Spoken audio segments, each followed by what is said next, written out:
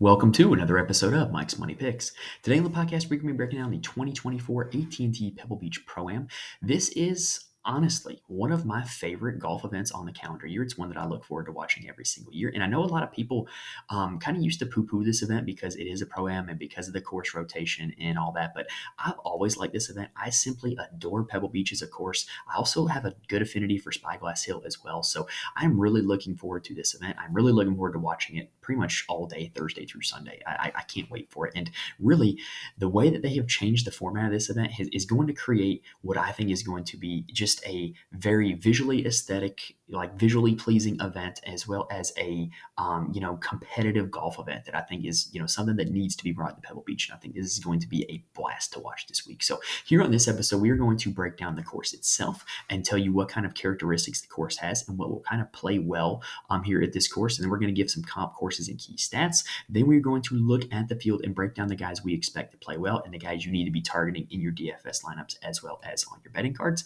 And then we are going to be talking about one and done at the very end and what strategy you need to have, as this is the first signature event of one and done season. So that does it for the introduction. This is I'm excited, y'all. In case you can't tell, I'm really excited to talk about this course and this event. And I think that the next 3 weeks are going to be a lot of fun, as they're three of my favorite courses on the tour schedule, three of my favorite events on the PGA Tour schedule. So while you're here, if you want to be with us for the next 3 weeks, go ahead and hit the subscribe button. Subscribe to the YouTube channel, subscribe to the audio feed. And while you're at it, please hit the like button on YouTube and please rate and review the audio feed. It really does help me out a ton. All right, so let's go ahead and dive into a breakdown that I'm very much looking forward to do. A breakdown of Pebble Beach.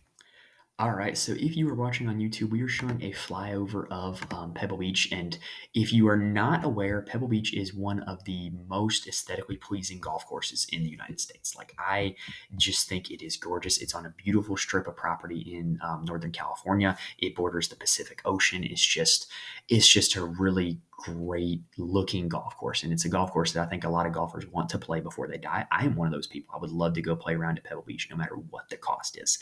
Now, let's go ahead and break down the format of this event, and then we're going to kind of get into the specifics about the course. So this is the first signature event of a one and done season, as I'm calling it, with the Century being kind of the first signature event. But, not a whole lot of people paid attention to the Century. So this is the big, kind of premier signature event of the season. What that means is that there's going to be 80 players in this field. There will be no cut. The Pro-Am format that is normally rampant here at this event is going to be shrunk down a little bit because there is only 80 pros playing in it. And so what that does is it means there's only going to be 2 rounds of the Pro-Am. It's going to be played on Thursday and Friday. And it means there's going to be a 2-course rotation as opposed to 3. So, this event that normally had a 3-course rotation between Pebble Beach, Spyglass Hill, and Monterey Peninsula, they dropped Monterey Peninsula. And so now it is only Pebble Beach and Spyglass Hill on Thursday and Friday. And then both rounds on Saturday and Sunday are going to be played on Pebble Beach with no amateurs. So you're going to have the best players in the world taking on the best looking golf course in the world for 2 straight days with no distractions, nothing else. And I think it's going to make for a great TV event for Saturday and Sunday. Now, let's go ahead and talk about Spyglass really quickly, because if you are playing Showdown on Thursday and Friday, you need to know this information about Spyglass Hill. Spyglass Hill is slightly more difficult than Pebble when conditions are docile. When conditions are really windy, Spyglass Hill actually plays a little bit easier because it is less exposed to the coast. Pebble can get really, really tough if it gets windy because it's just so exposed to the wind. And so that's going to be something to monitor if you are playing Showdown. Spyglass Hill does have tree-lined fairways. The fairways are much narrower at Pebble, but it also has very small greens like Pebble does, and it's also POA grass on the greens. More on that in a little bit later. But that's just kind of the similarities between Spyglass and Pebble. If you're playing Showdown on Thursday and Friday, then you need to see what the weather conditions are. And if it's windy, target Spyglass. If it is docile, target Pebble, because Pebble is easier when conditions are amicable. Now, let's go ahead and break down Pebble. So Pebble Beach is a little over 6,900 yards. It is the shortest par 4 on the PGA Tour. Numerous holes here have forced layups off the tee. You are not going to be able to just whale driver on every single hole here at Pebble Beach. And it's not because of hazards. It's not because of trees. It's just the architecture of the course. There's just a lot of holes where just by the shape of the hole, it's not advantageous or not smart to hit driver. And if you don't believe me, go load up, a Tiger Woods PGA Tour video game, or I believe it's EA Sports PGA Tour now, and see what clubs you end up hitting off the tee, because there's a lot of holes where you try to aim to hit driver and it's just not advantageous to do so, or it's really difficult to do so. So you just don't. So what that creates is a situation with a lot of forced layups and really wide fairways. Believe it or not, Pebble Beach actually has the fourth widest fairways on the PGA Tour. What that creates is a situation where when guys are using shorter clubs into wider fairways, the driving accuracy number is well above average at Pebble Beach, and the driving distance number is well below average. But like I said, because of the shortness of the course, the driving distance part doesn't make it play a whole lot harder. It's slightly below average in terms of difficulty, slightly on the easy side for PGA Tour schedules or PGA Tour standards. And because of the distance, most of the approaches at this course are going to be between 75 and 125 yards. So this is the first time I'm saying this. You'll probably hear me say it multiple times before this episode's over. This is a second shot golf course. If everybody is motoring down off the tee, hitting to similar spots, and everybody is having these 75 to 125 yard approaches, that is where you're going to be able to separate yourself, is being elite accurate with your wedge. And the reason why you need to be elite accurate with your wedges is because these are the smallest greens on the regular PGA Tour schedule.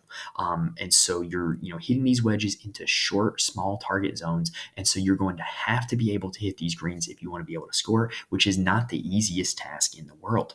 These greens also, they're POA grass, which we saw last week at Torrey Pines, and they are pretty flat. There's not a whole lot of undulation on them. So what that creates is a situation where making par at Pebble Beach is pretty easy, because if you miss the green and you're chipping onto a small green that is not very undulated, it's very easy to get yourself in a position to make the par putt.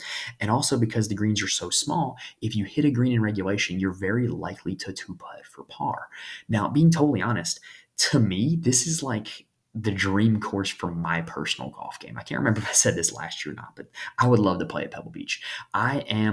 As an amateur, I'm about a 14 handicapper. I am pretty wild with the driver, and I have a two-way miss, so the wide fairways would help me out quite a bit. I'm not super long off the tee. I hit it about 240, but I'm generally pretty good with my short irons and wedges, and my short game is above average for an amateur. So if I'm missing the small greens, I'm usually able to get it either up and down or up and two putt for bogey, which is an okay score for an amateur like me. So, there's a lot of golf courses where I would say would be super out of my league. Like next week or 2 weeks from now, we're going to talk about Riviera. Riviera will be super difficult for me, but Pebble Beach, I actually think would set up super well for my golf game. So it's kind of interesting to see it, kind of play out like that. Now, what we're going to look at now is we're going to look at what happened last year here at this tournament and how guys that had success were able to separate themselves from the field. So when you look at last year's leaderboard, the top of the board did not really separate themselves off the tee. In fact, the strokes gained off the tee numbers are just pretty neutered. Like nobody gained a whole lot of strokes off the tee, just because there's not a whole lot of advantageous situations you can get in when you are at this course, because everybody's hitting the similar spots. The guys who played super well at this course did it on approach. And so that's going to be the formula this week. Strokes gained approach. And, can you put these wedges in a good spot so that way you can potentially make a birdie putt, or if not, putt for par. Now, with there being POA greens, putting on POA is a little bit tricky. We talked about this last week. It's a very bumpy surface. And so, you can have, very short putts that just miss if you're not going to hit it with aggression and with confidence. So they're not exactly easy greens to putt on. But like I said, making par is generally pretty easy here.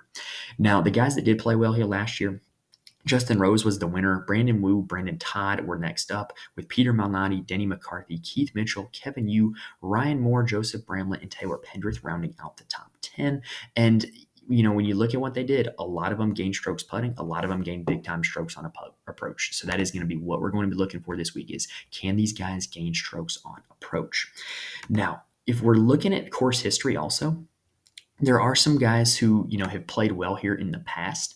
If you're looking at just pure strokes gained on this course, Sanjay M has only played Pebble Beach one time, but he gained 3.94 strokes when he played it. Christian Bezadenhout has played here twice, and he also gained a lot of strokes when he played Pebble Beach. Xander Schauffele, Lee Hodges, Maverick McNeely, Hideki Matsuyama, Taylor Moore, Patrick Cantlay, Jason Day, Jordan Spieth, and Victor Hovland kind of round out the top 10 at Pebble Beach. Now, one thing I am going to look at also is the history at Monterey Peninsula, because Monterey Peninsula is not being played. So like if a guy has a good finish at this event, but a lot of strokes gained at Monterey Peninsula, that's something I don't want to target. And when you look at it, Keegan Bradley, Eric Cole, are guys in this field who gained a lot of strokes at Monterey Peninsula, as well as Sam Ryder. But Jason Day has played all three courses on this rotation well. Adam Svensson played Monterey Peninsula well, as well as Patrick Cantlay. Now, Spyglass Hill is going to be used this week. So if we look at course history at Spyglass Hill, the guys that are the top players at Spyglass Hill in their careers, if it will load for me. Now, while it is loading, I do want to mention, if you're going to look at event history, look at event history from 2021. That is the COVID year of this tournament, where they also played 2 rounds at, they also used a 2-course rotation, played 1 round at one round at Spyglass Hill, 1 round at Pebble, and then made the cut, and then the weekend was at Pebble. So it's a similar format to this one. Justin Rose is the best at Spyglass Hill, followed by Sahith Theegala, Tommy Fleetwood, Keegan Bradley, Beau Hossler, Rory McIlroy in 1 appearance, Denny McCarthy, Jordan Spieth, Kevin Yu, Jason Day, and Victor Hovland. So that is the history that we're looking at here at these courses. Now, that 2021 format that I mentioned of guys that are in this field, Maverick McNeely was the runner-up, Spieth and Cantlay T3, Day, Homa, and Hoagie kind of round out the next best from that leaderboard. Now, one last thing that I do want to look at before we start talking about the key stats is putting on POA, because it's a very tricky surface, a very unique surface. So fortunately for us, we have a decent sample size from last week at Torrey Pines to know how guys putted on POA just last week. Of guys who were in the field, the best putters on POA grass last week were Kevin Yu, followed by Beau Hossler, followed by Taylor Montgomery. And then after that, it's a long way you got to go down for the next one. Adam Schenk is the next one who is in this field. So not a whole lot of guys who had a whole lot of success putting on POA last week, but there are guys who historically putt well at other POA courses like Torrey Pines and like Riviera that you can look at for that as well. Now, let's end our course preview here with the key stats. So what I think are the key stats of this course are, I'm not really going to be prioritizing strokes gained off the tee a whole lot. The one off the tee stat that I would be prioritizing would be good drives gained. So good drives gained is kind of a sneaky approach stat as well, because what it does is it basically looks at, did you have a drive that hit the fairway, or did you have a drive, or were you able to hit the green in regulation? So if you're good with approaches from the rough, then you're going to get credit for good drives gained. Now, the second stat that I would use is just regular strokes gained approach. Like we said, this is a second shot golf course, so you're going to want guys who gain a lot of strokes on approach. And a lot of the shots this week are going to be within the proximity buckets of 75 to 100 and 100 to 125. And so I would prioritize those when you're looking at different levels of approach, different proximities. And then I also want strokes gained around the green, because this week you're going to have to be able to get up and down for par. These greens are tiny. And so if you miss the green, you're going to have to be able to get up and down for par if you want to save yourself here this week. And then I guess you could use strokes gained putting POA. Because POA grass is a unique surface, and it's definitely something that it takes a little bit getting used to. And then course history this week, I'm also going to say it is moderately important. Most guys who win here did have a top 25 or top 15 before they ended up winning. It's just kind of a decent trend. But this week, the field is so different than what you normally get here at Pebble Beach that I don't necessarily know if that's a trend that's going to continue, because so many guys that are in the field this week, so many of the best players in the field this week haven't played this event a whole lot. Now, my 2 comp courses this week are going to be Port Royal, home of the Butterfield Bermuda Championship. It is another short coastal course where there is not a whole lot of hazards off the tee. There's not a whole lot of trees off the tee either. It's just, fairways and rough, and there's not a whole lot of hazards. There's not a whole lot of ways you can separate yourself off the tee either. And it's another wedge fest in terms of the approaches. So Port Royal, I think, is the best comp. It can also be affected by weather, which Pebble Beach has a potential to have this week. And so that's another one. I think it just lines up very well with what you have here at Pebble Beach, and a lot of crossover success between those 2 courses. The second one I'm going to say is Silverado Resort, home of the Fortinet Championship. And this one might not come to a lot of people, but it is also in California. Not a whole lot of similar agronomy, but the layout of the courses are pretty similar. And what I mean by that is there's not a whole lot of hazards off the tee at all. It's just grass. And then there's a lot of wedges on the approach shots. And I think that kind of shapes up a lot of what you're going to see here at Pebble. There's a lot of crossover success between this course and Silverado. And I think that there's something to be said for other courses where the hazard off the tee is grass, right? Like here at Pebble, there's very few holes where you can hit it into water or hit it into trees off the tee. tee. Silverado is the same way.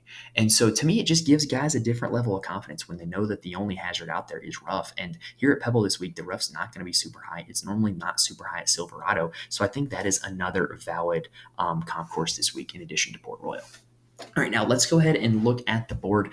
Y'all, Pebble Beach is actually home of my best golf DFS week ever. Before I was a high volume player back in 2021 when the tournament was here, I had a lineup where I turned a single bullet $1 entry in the short game into $150. And did it by having Daniel Berger, Jordan Spieth, Cam Davis, Akshay Bhatia, Nate Lashley of all people, and then I cannot remember who the sixth golfer was. I wish I took a screenshot of it, but my single most proportionally profitable week was turning $1 into $150 that week with that lineup. So I'm looking to do it again here this week, and let's hope we can look at the board and pick out some winners and the guys who need to be in your lineups and on the betting cards this week. All right, so looking at the top of the board, what we have with this being a signature event is the best golfers that the PGA Tour has to offer sitting here at the top of the board. This is an elite level field, which normally we do not get here at this event. Now, I was a little surprised when pricing came out to see Rory McIlroy ahead of Scotty Scheffler. I suppose they're giving him credit for his win in Dubai on the DP World Tour in the last month, and whereas Scheffler, he played at the Century with a T5, played at the American Express with a T17, which doesn't really wow anybody with those results. But if I'm being honest, in DFS this week, if there was ever a week not to play these two guys, it would be this week at a short course where truly everybody can contend, and a course with a lot of forced layups where there is not going to be much of an advantage gained off the tee. So basically, here is the Mike's Money Picks metaphor for this, right? You've got Rory McIlroy and Scotty Scheffler, two of the elite drivers of the golf ball in the world, who are going to have driver in the bag or not really be able to get much of an advantage from using that driver this week. This would be like if we were to play a basketball game tomorrow and I were to tell Steph Curry, hey, you can still shoot all those threes, but they're only going to be worth 2.5 instead. Can he still make those shots? Yeah. Is he still going to score a lot of points? Yeah, but is he likely to score as many points as he would have beforehand? No, because every time he hits a three, it's worth 0.5 less. That's kind of what we're looking at here this week, y'all. They're not going to be able to separate themselves with their driver, so they're going to have to look to separate themselves with their approach play, around the green play, and putting, which normally Rory McIlroy checks all those boxes, but with Scotty Scheffler, putting is always the concern. So with these two guys having one of their best weapons eliminated this week, I think it's as good a week to fade them. I'm not saying I'm going to fade them because they're still the two best golfers in the world, in my opinion. But I just think that out of all weeks, this is a week to not bet them to win. Now, Victor Hovland at the top group is a guy that I do like. He is a great wedge player. He did so a lot when he won at Memorial last year. And then he also has wins at Mayakoba, which is another course, which is going to be on the Live Tour this week, where, there's a lot of forced layups off the tee. There's a lot of wedges in hand also. He has 2 wins at that course. And then also the BMW PGA Championship is another course where there's a lot of forced layups off the tee, not a whole lot of driver in that one. And he came in 5th over on the DP World Tour this past fall. Now, what I like about Victor also, he doesn't have a whole lot of history at this event, but he was the low amateur at the 2019 U.S. Open, and he also won the U.S. Amateur here at Pebble Beach. So he does have good history here at this course, good vibes coming to this course, and I think Victor is just a guy who's ready to take that next step in 2024. I look for him to start winning signature events. I look for him to start contending in and winning majors, and this would be a good step to do that. Out of all the top guys, he's probably the guy that would be most likely to make my player pool in DFS. Now, Xander and Cantlay both have great history in California, so in great history putting on Polo Greens. Xander Schauffele has back-to-back top 10s at the American Express and the Farmers Insurance Open. You could argue that no player near the top of the board is coming in with better recent form as Xander Schauffele with those last 2 starts in the last 2 weeks. Patrick Cantlay has really good history at this event, though. He has 3 top 11s at this event. He clearly likes coming to it. Clearly, something about it suits him and suits his game. And so I think that that's got to be factored in as well, as kind of the only guy in the top 5 who has any marketable history here at this event. So those 2 guys, I'd probably rather just play Victor, but I definitely would consider both of them. Now, the next 2 I do think I'm going to consider a lot, and that is Justin Thomas and Jordan Spieth. Justin Thomas should theoretically be a great course fit here. He's an elite wedge player when he is at his best, and he has elite level recent form when you look at the last 4 or so months. He's in his last 4 worldwide starts, he has not finished worse than fifth. Fifth at the Fortinet, which is one of my comp courses, fourth at the Nedbank, third at the Hero World Challenge, and third at the American Express. And he's doing so in a very sustainable way where he's gaining strokes in every category. So I think, even though he has like no history at this event, I think everything shapes up well for Justin Thomas this week. A guy that I'm going to be playing a lot of, though, is Jordan Spieth. He is the course history king here. He has a win here, as well as a second, a third, and a ninth in 3 of his last 4 trips to this event. And he's also coming in with a third place finish at the Century. Jordan Spieth is also a guy that, like, he doesn't need recent form to play well. Like, the time where he played well here at Pebble in 2021, he came in third. He just played well 1 week prior at TPC Scottsdale, but that was like, before that was like 2020, like bottom tier Jordan Spieth. So I definitely like his history here. I think that their comfortability with the course is definitely worth noting, and he's a guy that I think is going to be pretty popular this week, and I'm going to be on him this week as well. Another guy I like that checks a lot of boxes this week, and I mean a lot of boxes, is Max Homa. He has 3 top 15s at this event. He has a great history in the state of California with wins at the Farmers Insurance Open, as well as 2 wins at my comp course at Silverado Resort, and also a win at Riviera and a runner-up at Riviera. So California is like his jam, and this event has been pretty good for him, and he hasn't played here recently, and he's in a much better state of like his game right now than he has any time that he played here. So I really like what he's got going for him. If you're worried about recent form, he's got 5 straight top 15 finishes dating back to the Fortinet. So he just checks a lot of boxes. Good course history, check. Good comp course history, check. Good regional history, check. Good recent form, check. Like, he's got everything going for him, which, kind of makes me think it's too good to be true. But he's a guy that I'm definitely going to have some exposure to at 9,200. And I could definitely see myself this week starting a lot of lineups with Victor and then Homa, or Spieth and then Homa, and having a little bit more salary to spare with starting with Spieth.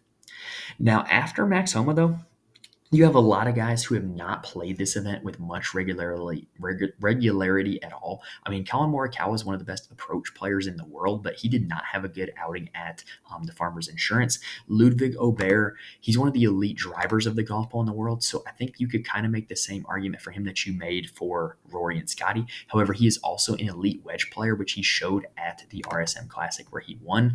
So I'm kind of lukewarm on those 2 guys. I would rather just play Homa.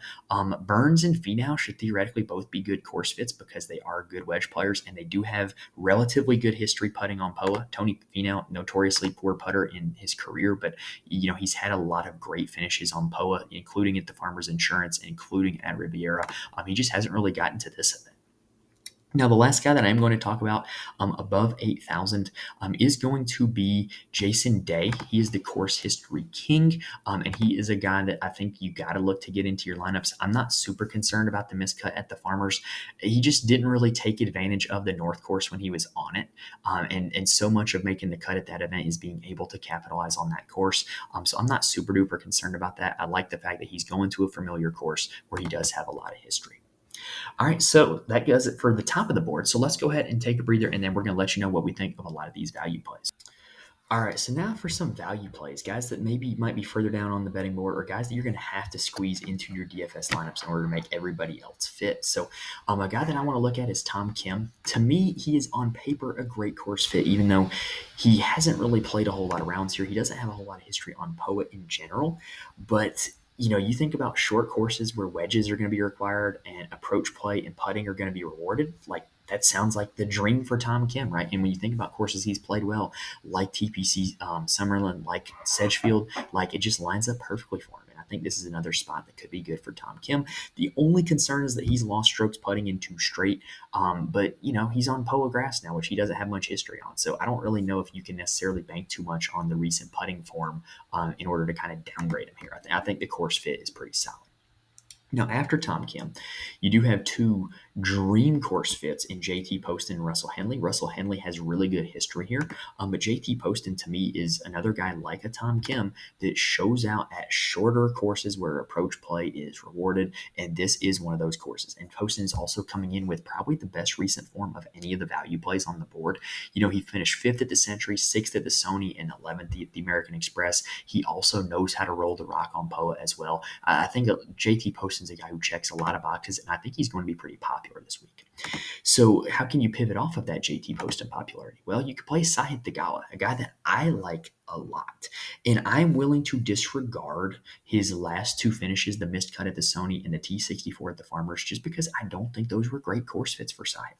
He has a win at Silverado, which was one of my comp courses, and he's got a very Jordan Spieth-like game, right? He tends to, gain strokes in the same way Jordan Spieth does. He can be a little bit wild with the driver off the tee, which is okay at this course.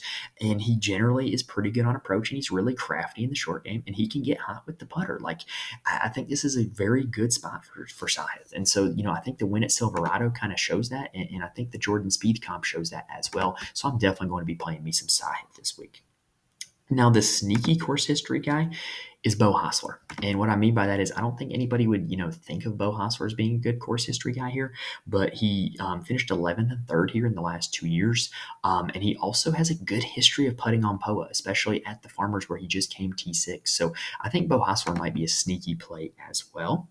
Denny McCarthy is also a good course history guy. Like, he is another guy that we like at short golf courses because he's not that long off the tee. He's also an elite putter of the golf ball. We've mentioned this with Denny numerous times that anytime you have a guy who has, a marketable skill where he's very good at, and he's at a course where that skill can be accentuated, you got to like him there, right? Because think about it. Denny McCarthy, a good putter on small greens, he's got a chance to hole a birdie putt every time he hits a green regulation. So I think this is a really good spot for him, and his history here shows it 4th and 12th in the last 2 seasons. Now, also, we have the defending champ Justin Rose at 7,500. I think this is a dream course fit for Eric Cole at 7,300. I think he is going to be one of the chalkiest DFS plays of the week because of how much of a dream course fit this is. The Farmers was like a terrible course fit for him, and I think this is a great one. Eric Cole is not very long off the tee, which is not going to be, held against him here. He's not very accurate off the tee, which is not going to be held against him here. What he is a great wedge player, which he's going to have in his hand a lot, and he can get hot with the putter, which he's going to have a chance to do. So, if you're wondering, what his history here is, well, he's only played here once, and he came 15th last year, but his game's in a lot better spot right now than it was last year. So I really like Eric Cole this week, but I don't think I'm going to be the only one. I anticipate him being super popular in DFS. Another guy that I anticipate being super popular is Kevin Yu, who is coming in with really scorching hot form, 3rd at the American Express, 6th at the Farmers. He's traditionally a good POA putter like he showed at the Farmers, and he finished 7th here last year, had a good showing putting as well. So, he's normally a guy who is terrible with the putter, and he's pretty good at putting on POA. So, if he's got the rest of his game clicking, then this should be a pretty good spot for him. I anticipate a lot of lineups going down to Eric Cole and Kevin Yu as their bottom 2 players. So if you want to do something like that on DraftKings, you're going to have to get creative with your other spots. So how can you do that? Well, I like Nick Taylor. Nick Taylor won this event back in 2020, before the world shut down. And he also is a guy we've talked about numerous times. He's good at short courses. He's good with a wedge in his hand. And, the course history here speaks for itself with him having that win. So I'm really, really liking Nick Taylor this week. And I think he could be a very solid pivot if Kevin Yu looks like he's going to be really, really highly owned. Now, another guy I like is a guy that I mentioned being in that lineup earlier that won me a lot of money, and that is Cam Davis. So Cam Davis is a guy that I wish there was a stat for this, but he's really good at courses where there's no hazards off the tee. He just is. So, like, you look back to this season, 7th at the Shriners, 3rd in the Fortinet. Both of those check that box. His win is at the Rocket Mortgage, which is a glorified driving range off the tee. And he's played here last year he generally plays pretty well here. He has a 14th place finish here. So I just think Cam Davis checks a lot of boxes, and, there's no hazards off the tee here at Pebble Beach, and he's pretty good with a wedge in his hand. So Cam Davis is a guy that I definitely like. He's a guy down here at the bottom of the board that has the genuine upside to win the tournament. Speaking of genuine tournament winning upside, you've got Nick Dunlap down here, and I don't necessarily know what people are going to do with him, but to me, he's kind of like the unknown, right? Like, how good is this guy? It could be that he's actually genuinely really good at golf, and so he might be worth playing at $6,900 before his price gets up significantly. Andrew Putnam is another guy we like at short courses. Tom Hoagie has won this event. Taylor Montgomery is generally a pretty good POA putter. But a guy I'm going to mention here is Kurt Kitayama. He generally excels at coastal courses. He finished 29th here last year, but it was really better than that. I believe, if I'm not mistaken, he was a shot off the lead heading into the final round and kind of just gave it away. His decent form is just okay. I'm hoping that'll keep people off of him, but he's another guy that has genuine winning upside. We've seen him win an elevated event before when the elevated events are normally reserved for the big dogs. Last guy that I will mention, because you're going to have to go down here to the bottom of the board if you want to be super, super different.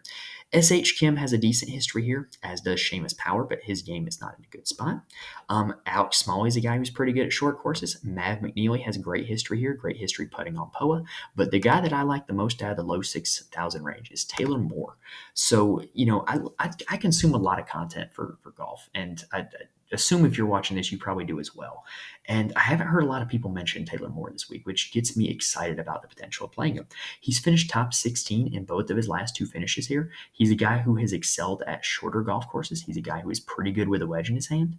And I'm not super duper concerned about the finish at the Farmers where he came in 70th. So I think this is a really good spot for Taylor Moore. And I think he's a guy down here in this price range that I will be finding my way to playing on DraftKings this week. All right, that does it for the rest of the board. So let's go ahead and take a quick breather, and then we're going to talk some one and done. One and dones have not exactly been going all that well for me here at the start of the season, but have they been going well for anybody? Like, if anybody in your one and done has picked a winner between Grayson Murray, Nick Dunlap, and Matthew Pavon, then I would be looking for where their sports almanac is, like their Biff Tannen in Back to the Future Part 2. Like, if you saw any of those wins coming, like, that's insane. Like, just like hats off, utterly insane if you picked one of those wins. Now, to me, the one and done season really gets started this week because nobody's picked a winner. So, like, nobody has accumulated a whole lot of money. And this is a signature event, meaning there's more money up for grabs. So, this means you got to get this week right. And with it being a no-cut event, you're going to be able to guarantee yourself money no matter who you pick, but you're really going to be able to separate yourself by picking a winner. And it'll even be more of your ability to separate yourself if you pick a winner that nobody else is picking. So if we take a look at what we've got available to us here this week, obviously the best players in the world are all coming here to play Pebble Beach this week. But it begs the question, is this the best place to use them? Well, personally, I don't think this is the best spot to use Scotty or Rory at. Like we talked about earlier, their best weapon is going to be a little bit neutralized. I would prefer to save the likes of Scotty and Rory for somewhere down the line. Same goes with Xander. Same goes with, well, after Xander, I think you can start making a legitimate argument for Cantlay and Homa. Cantlay because of his good course history here. Max Homa checks a whole lot of boxes, but there's still plenty of courses down the line where I can use either of those two guys at and be okay. Max Homa's got Riviera. Patrick Cantlay has got Muirfield Village. And I'm sure there's others that I can't think of off the top of my head that Patrick Cantlay would be good at, but I wouldn't mind using either of those two here. So if you're planning out your one and done and you're not going to use one of these two at one of their really good courses, then you can go ahead and roll them out here. Matt Fitzpatrick, I think, is a pretty solid fit here as well. But I'm going to keep scrolling down the board until I find somebody, because what I want to do this week is I want to use somebody pretty far down, because this week everybody is in play. Like, nobody is going to be boxed out because of lack of distance. Nobody is going to be boxed out because of poor putting. Like, this is a place where genuinely anybody can win. That doesn't mean just necessarily go to the bottom of the board and pick somebody. Pick somebody that you've got some conviction about. But this is an event where a lot of people are going to be in play. I don't mind Justin Thomas this week. I do not mind picking somebody like a JT Poston this week or an Eric Cole this week. The only thing is with Eric Cole is there's going to be a lot of events down the road where he's going to play in the scrub events, and a lot of other guys near the top of the board are not. And so I want to save him for a situation like that. But you see, as we scroll down here the list, there's a lot of guys this week that we could play and feel pretty good about. The guy that I'm going to select on here, and if you watched my one and done preview show at the start of the season, I am sticking with this. I am going to pick Jordan Spieth right here. There's very few other natural spots for Jordan Spieth. You have the Valero, you have maybe the Masters, you have maybe Colonial, but I think that this is probably one of the best spots for Jordan Spieth in a pretty risk-free setting where he's not going to give us a missed cut. And if he ends up winning the tournament, that's going to give us a huge advantage, which, by the way, this is a tournament that he's won before. So Jordan Spieth is one that I'm locking in on this one and done entry. Now, if you're playing in our one and done, our private one and done that we started at the start of the season, season. I'm not showing you who I'm picking in that just yet, but Jordan Spieth is my pick for the big one and done I am in. I think he is going to be one of the best one and done options this week. And also, hats off to you if you picked Tyrrell Hatton one the first few weeks, because Tyrrell Hatton now making the jump to live, probably not going to be a guy who is going to be on your radar unless you want to use him at one of the 4 majors. So really solid selection if you chose Tyrrell Hatton one of the first 2 weeks of the season. All right, so now let's go ahead, and that is it for the AT&T Pebble Beach Pro-Am, y'all. I went over my self-imposed limit of 30 minutes just a little bit because this golf course just gets me excited, and this event gets me excited, and I can't wait to watch it this weekend. Now, make sure you subscribe to the YouTube channel as well as subscribe to the audio feed. That way you can be back with us for the rest of the PGA Tour season. If you want more information from me, follow me on Twitter at Mike's Money Picks. The link to the Fantasy Corner Discord is in the description. Now, the Fantasy Corner Discord is mainly DFS oriented, but we got a lot of smart people who play a lot of DFS for a lot of different sports, and we're in there pretty much all day talking plays, talking strategy, sweating it out together once the event tips off. We have a lot of discussion in there about showdown for golf. So if you are looking to find some people to talk about golf DFS with, join the Fantasy Corner Discord. It's a great community to be a part of. And also, I do write a full article for every golf tournament every week, as well as every college basketball DFS slate right now, to my Patreon, patreon.com/Mike's Money Picks. What you get is my core plays, as well as just kind of a quick write-up on what you can expect from the course this week, and what you can expect from the DFS community in terms of like ownership and lineup construction, and just kind of how I am attacking each and every week. All right, so that does it for this episode. Hopefully it gave you guys plenty of good information that's going to help you pick some winners here this week at Pebble Beach. If you like what you saw on YouTube, please hit the like button. It really does help me out a lot. And if you like what you're listening to on audio, please rate and review the podcast. Y'all, I promise those do not fall on deaf ears. I really do appreciate it. And hey, reach out to me. Let me know, how do you think you would do at Pebble Beach? I came out and mentioned I think this course would suit my game very well. Now, I'm not going to sit here and say I could break 80 or anything like that. I think in docile conditions, I think I could have a pretty good round for my handicap. But how do you think you do at Pebble Beach? And is this the golf course that you would want to play if you could play one golf course in the world? So let me know your thoughts on that. Thank you guys for watching and listening to this point. Best of luck to you this week. Let's go pick some winners. Thank you guys for watching and listening, and I will see you next time.